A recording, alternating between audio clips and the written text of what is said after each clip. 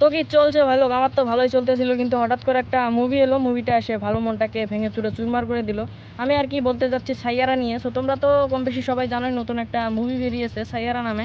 So এই মুভিটা নিয়ে আজকে আর কি কিছু কথা বলতে চাই। না মানে যে ছেলেটা হার্ট বানান করতে পারে না সেই ছেলেটারও ভাই এই মুভিটা দেখে হার্ট ব্রোক হয়ে গেছে, কি আর বলবো।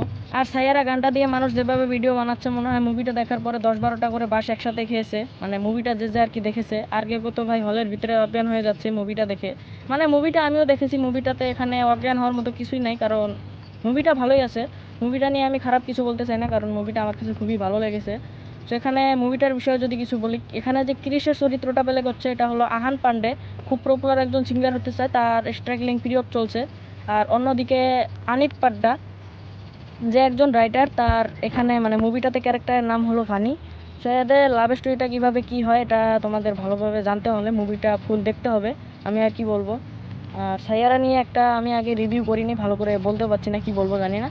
সো আর কি সাইয়ারা নিয়ে আমি একটু ভিডিও বানালাম, মানে দেখছি সাইয়ারা নিয়ে যে যে ভিডিও বানাচ্ছে সে নাকি ভাইরাল হয়ে যাচ্ছে, মানে গানটা দিয়ে ভিডিও বানালে ট্রেন্ডিংয়ে উঠছে, ভাইরাল হয়ে যাচ্ছে। সো আমারও তো টার্গেট এটাই না। সো এটাই আর কি, কি বলবো, কয় মিনিট বা হলো ভিডিও জানি না, শর্ট ভিডিওতে চলে যায় নাকি।